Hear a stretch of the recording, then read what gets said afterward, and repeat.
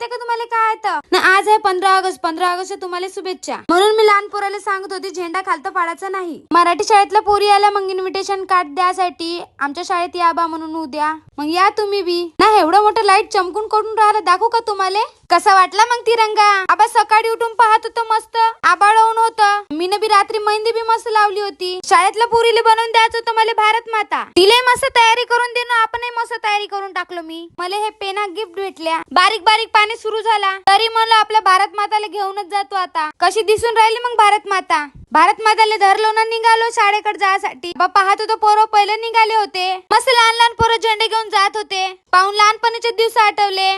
मराठी शाळेमध्ये मॅडमला केला हाय. मग गावात लगेच सारे लोक आले होते. आज आमच्या इकडे ग्रामपंचायत दोन्ही शाळा मिळून 15 ऑगस्ट एकाच जागी साजरा करते. का तुमच्याकडे असंच करते का नाही? लहान उले पोरं मस्त चांगले दिसत होते. मला तर भाई आवडत होते बाप्पा. पाहत होतो मॅडम बँड वाजवायला लागली. काही खरं नाही बाप्पा. मग मी वाजवला ताशा थोडसा. पहिलं ग्रामपंचायतचा झेंडा फडकवला न मग शाळेचा झेंडा फडकवला. मग आम्ही दिली सलामी न मग राष्ट्रगीत म्हणलं. आमच्या इकडे सारा गाव मिळून 15 ऑगस्ट साजरी करते. तुम्हाला बी शाळेचे दिवस आठवले का?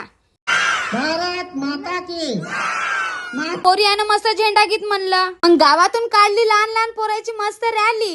येतो KG1 पासून तर 7वी पर्यंत पोरं आहे. आबा आमच्याकडे एक नाही दोन दोन भारत माता आहे. का तुमच्या गावाकडे अशीच रॅली काढता का तुम्ही? पहा पोरग किती क्यूट आहे. एवढ्या सकाळी उठून कसा आला रे बापू तू? क्लास मध्ये पोराले बसून दिले मस्त लाडू. आम्ही बी खाले आलू बोंड पकोडा.